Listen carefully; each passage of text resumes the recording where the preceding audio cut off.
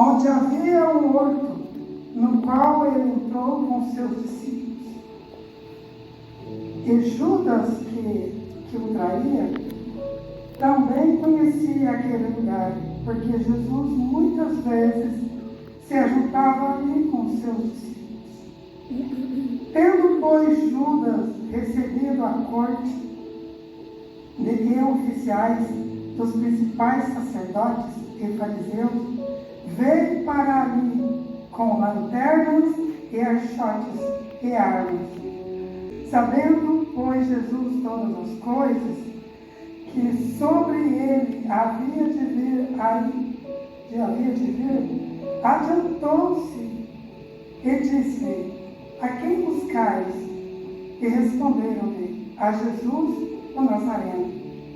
E disse-lhe Jesus: sou eu. E Judas, que o traía, estava também com eles.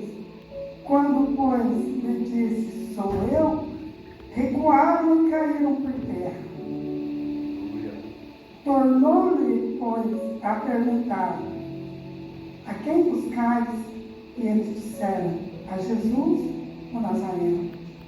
Jesus respondeu: já vos disse que sou eu.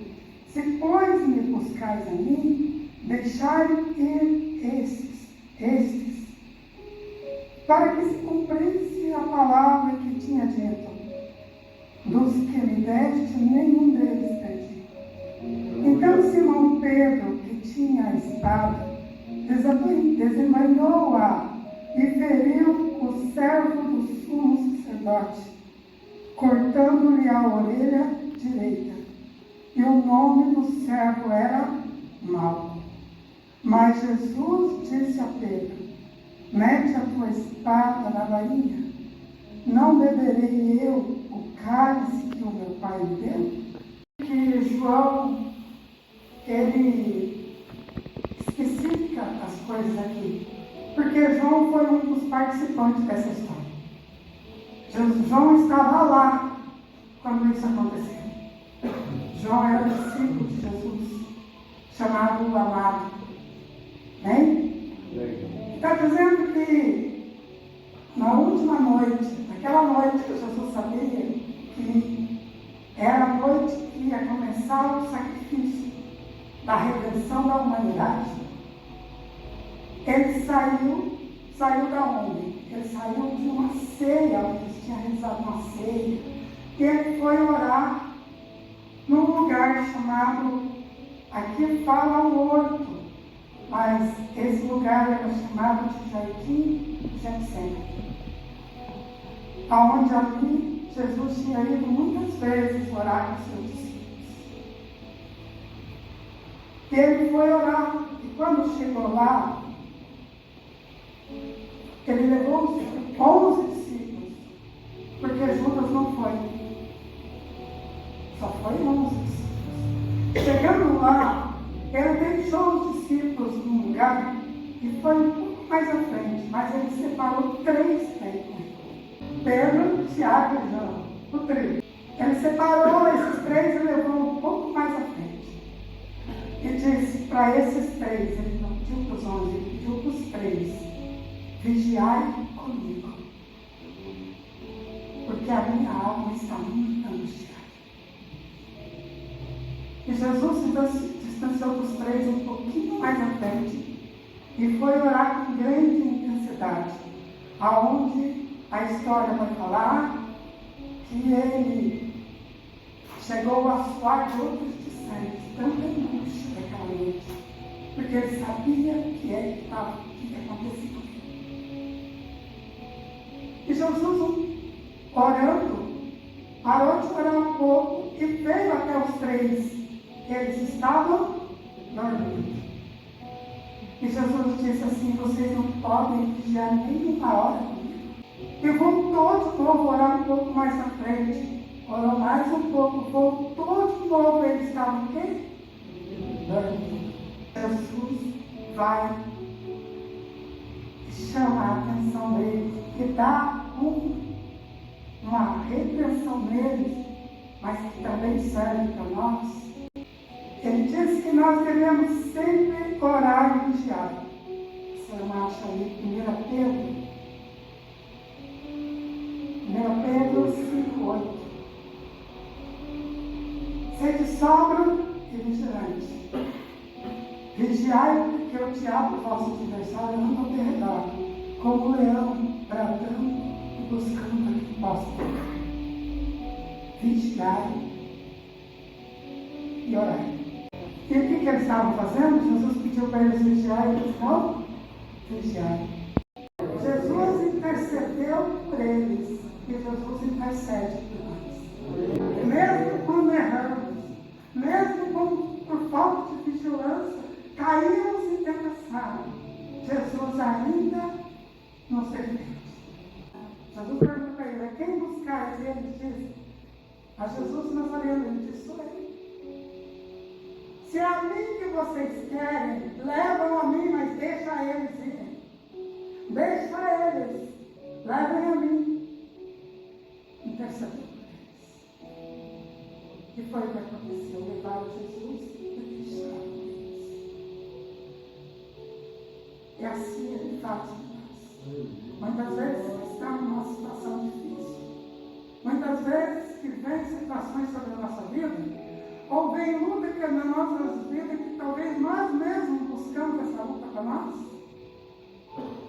por falta de cuidado, por falta de vigilância, por decisões erradas, mas assim mesmo Ele ainda nos defende, Ele ainda nos ajuda, Ele ainda toma a frente, Ele ainda diz: eu fui na tua frente, filho, eu fui direitar o teu caminho. Jesus é maravilhoso. Ele é simplesmente maravilhoso. E Ele toma a frente. Mas, naquele rebuliço da orelha caída no chão,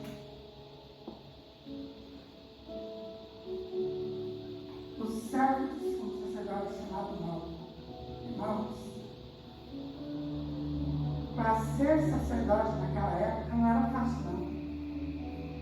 Hoje é bem mais fácil, mas naquele tempo não era assim tão fácil. Havia uma escola de sacerdote em Israel. Essa escola foi formada pelo profeta Samuel. A gente ouve muito falar da escola de sacerdote e profetas, mas havia escola de sacerdote. Quem queria ser sacerdote não podia ser qualquer um, tinha que ser da tribo de Levi. E isso indica que Malco, ele vem da descendência de Arão, que era a tribo de Levi.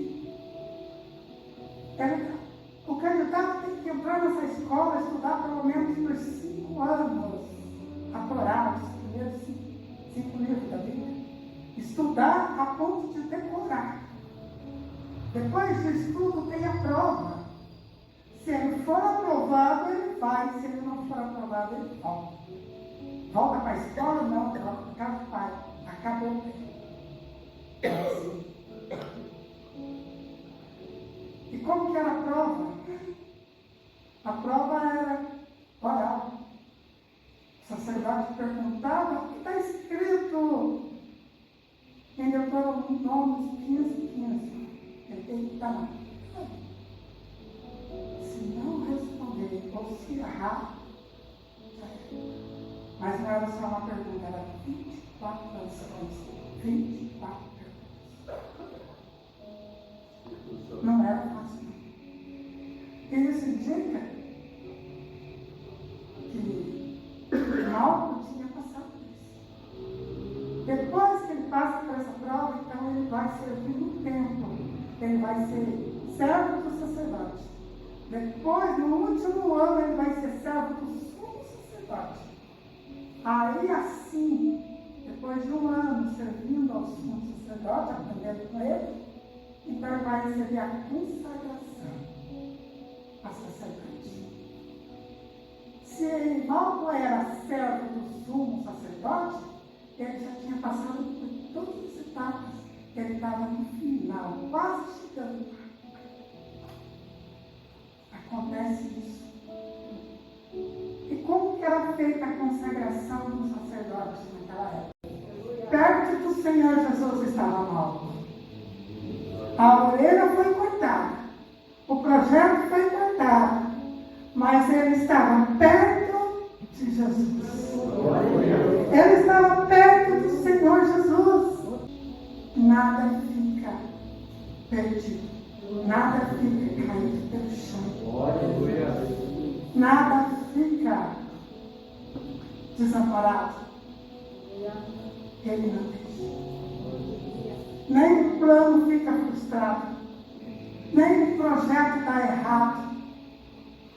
Não dá. Porque Ele é o grande restaurador do céu. Muitas vezes não é do meu jeito nem do céu, mas Ele restaura e fica melhor. E fica melhor. Quando Jesus viu tudo aquilo, as pessoas que estavam ali, porque no Evangelho de Lucas diz que havia uma grande multidão que acompanhou eles. E estavam todos ali, viram aquela situação. Todos que estavam ali olharam para o chão e viram uma orelha caída no chão. Uma orelha. De fato é uma orelha. Só que Jesus não vê como os homens veem. Deus não vê como os homens veem. Os homens podem te ver alguém que fracassou.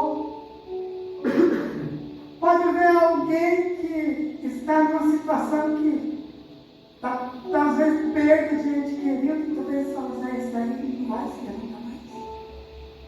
Para esse daí já era. Talvez situações que não deram certo financeiramente, está quebrado. E as pessoas dizem, isso daí já era. Mas o Senhor diz, não é isso que eu vejo. Não olhe para o que as pessoas falam. Olhe para o que Jesus vê e fala para você. E Ele fala aqui nessa palavra. Eis que o meu plano não é de derrota, de coisas ruins. Eis que o plano que eu tenho para você é de coisas boas. Pode estar passando por luta hoje, mas não vai ficar aí, porque não é isso que eu tenho. É muito maior. E às vezes Deus permite a gente passar por uma situação difícil para se tornar